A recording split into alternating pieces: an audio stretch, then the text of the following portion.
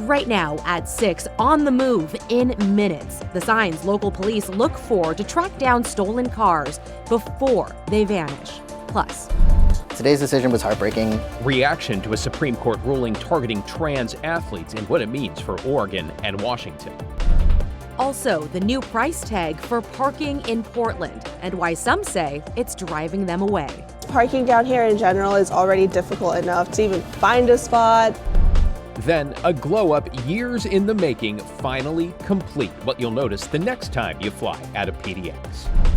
And later, the Portland teen who turned a $3 thrift into a potential 6-figure score.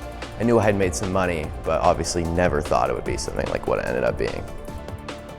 But first to our top story, in an effort to crack down on car thieves that police say is working. Thanks for joining us. I'm David Molko. And I'm Christine Pitawanich. Portland police launched an effort 5 years ago to find stolen cars before they vanish. And they say since then, thefts have dropped. Joe Ranieri has more on what officers look out for and also their most recent operation. Joe.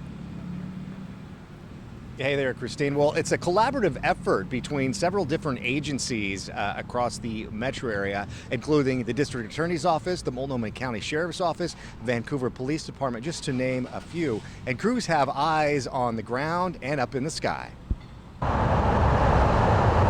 Stolen vehicles are often on the move within minutes. That's why the Portland Police Bureau's Stolen Vehicle Operation spends entire shifts looking for suspicious cars and tracking theft patterns across the city. So we have about 8 hours probably active in the field, but instantly we'll start to find vehicles that are stolen. Officer Michael Terrett is the lead officer for the program. That we look for patterns on stolen vehicles, characteristics, no license plate, broken windows, things like that help us pass on to our officers who run this to be very precise in their stops. Just last week, they were able to recover 8 stolen vehicles and make several arrests.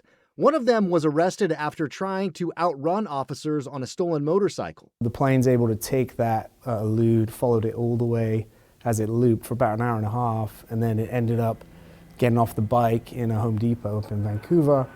And then Vancouver police were able to apprehend that suspect. Officers have had similar success over the last couple of years tracking stolen cars from planes. Terrett says drivers can help themselves from becoming a victim. Always check your doors are locked. Keep everything out of your car visible. So if you have bags, laptops, phones, take those out of the car when you leave the car. The Stolen Vehicle Operation program has been running for the past 5 years. I believe a Kia, we had a Subaru, we had a Chevy, typical type cars that we ever see. Police hope this grant-funded program will continue as it builds on its growing success of recovering stolen cars. Over the last 9 months, more than 2,700 cars have been stolen in Portland. Out of that number, nearly 90% of them have been recovered. David and Christine, back to you. Wow, amazing stats. Joe Ranieri reporting from Southwest Portland. Thank you, Joe. In your headlines, a closely watched U.S. Supreme Court decision continues to allow states to bar transgender athletes from playing on girls' sports teams. In the 6-3 ruling, the High Court said these bans are legal under both the Constitution and federal law. They already exist in some form or another in 27 states with bans in West Virginia and Idaho, the focus of the case. Oregon and Washington specifically allow transgender athletes to compete on school teams that match their gender identity, though Washington voters will consider a ballot measure this November that may put an end to that. Get ready for paychecks to go up because minimum wage increases in Oregon tomorrow. The state adjusts the rates each year based on inflation. It'll now be $16.80 per hour in the Portland metro area within the urban growth boundary in Clackamas, Multnomah, and Washington counties. We're talking a 35-cent increase from last year. Now, the standard wage, which applies to most local areas outside the metro, increases to $15.55 an hour, and the non-urban rate, mostly in eastern Oregon, goes up to $14.55. Workers can expect to see the change on the first paycheck that includes hours worked after July 1st. To some wild video in Wilsonville where a black bear was spotted last night roaming. There he is on the right near the Fred Meyer. People called 911 just before 11. Police releasing this dash cam video saying they used noise and lights to direct it toward the Willamette. Authorities say it's unusual to see a bear in town. They think it was likely looking for a snack or maybe some garbage. They say Don't call 911 for a bear sighting unless there's an immediate threat to safety. Just learn something there. Another option, get in touch with the Oregon Department of Fish and Wildlife. Glad that everybody was okay there. A heads up also that fire restrictions take effect tomorrow in the Mount Hood National Forest, along with other areas in the gorge. That means all campfires, charcoal grills or briquettes, pellet fires, or any other open fires, even in campgrounds, are a no-go. Smoking and fireworks also off limits. Portable stoves, lanterns, or heating devices are still allowed as long as they can be switched off instantly. The same restrictions apply to the Columbia River Gorge National Scenic Area. And some major progress on the Lyle Hill fire burning on the Washington side of the gorge. Officials say it's holding at 233 acres and is now 60% contained. I mean, great news there. The fire sparked Sunday in Lyle, about 10 miles northwest of the Dalles across the Columbia. Fire officials were asking anyone with pictures or video showing the start of the fire, specifically between 1:40 and 1:55 in the afternoon on Sunday, to reach out. Investigators also hoping to track down some hikers who may have been in that area at the time. Matt? Well, the fact that they've got that under control so much, really a testament to the great work that they're doing, because it's been really windy out there and still is. Here's the Dalles, not far from Lyle. It's still gusting now to 46. That's the strongest wind gust of the day in the Dalles. Lyle right down there, and we're not getting any smoke from it either. Here's the footprint of that Lyle Hill fire. Here's the town itself, and it's just to the east. And with the west wind, the smoke, the flames would get blown away from town, of course, which is a good thing. But look at these peak wind gusts. Lyle had a gust of 43 again for the second day in a row. Have to update that gust at the Dalles with the new one at 46. It's a little bit less than Hood River, but still 36 miles an hour. It's been blowing really hard out there for 2 days, and we've got about one more day of that before things will settle down. You can see on our wind forecast here, tomorrow afternoon, still between 25 and 35 miles an hour from Hood River to the Dalles. It backs off tonight and tomorrow night.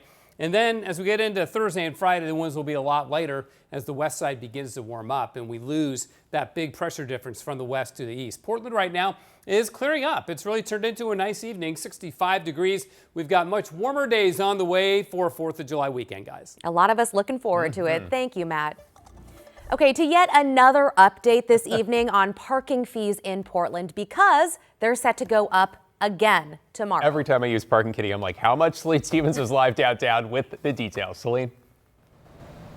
David and Christine, so the hourly parking rate here in downtown is going to go from $3 to $3.20 starting tomorrow. And other areas of the city are also going to be seeing a fee increase as well. In addition, parking at a parking garage or even obtaining a permit is all going to cost more, all to account for inflation. It is something that we've wondered, like, how is this going to impact us? This increase is only charging the people on the ground. Prepare to pay more to park starting July 1st, especially in the downtown district.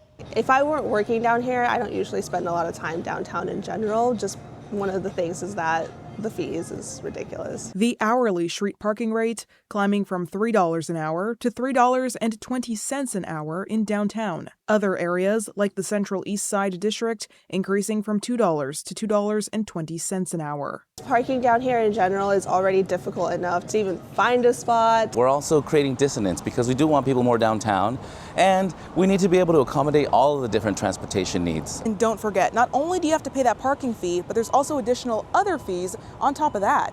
The 20-cent transactional fee will now increase to 25 cents, meaning the total cost of additional fees could amount up to 65 cents. That means the cost to park in downtown might now cost you up to $3.85 an hour, which some say isn't worth it. I think it would be a lot more comfortable paying more if they had better security.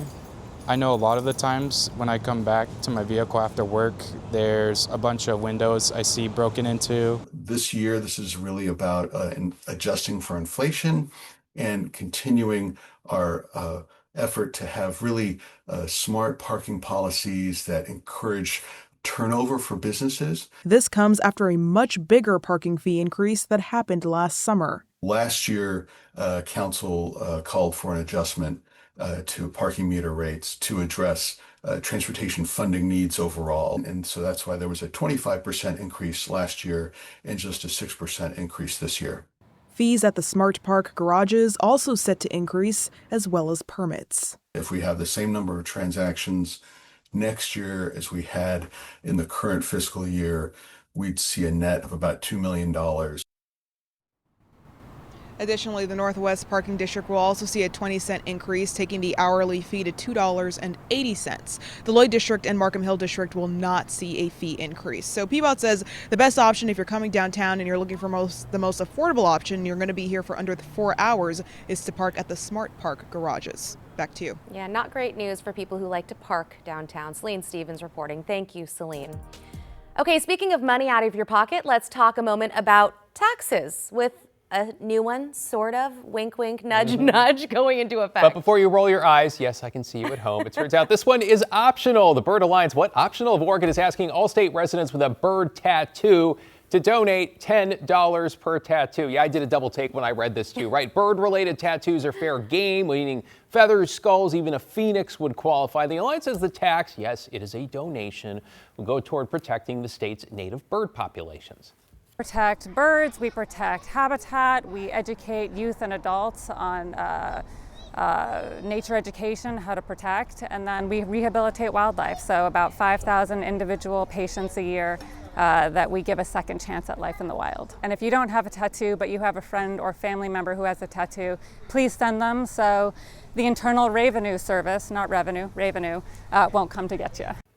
Tugging on the heartstrings, sense of humor. I guess they're marketing people or full at work, and I guess it's a success because look, we put it on TV, right? Once you donate, there's an option to upload photos of said tattoo, so the Internal Revenue Service can share their favorites. Loving the owls, by the way.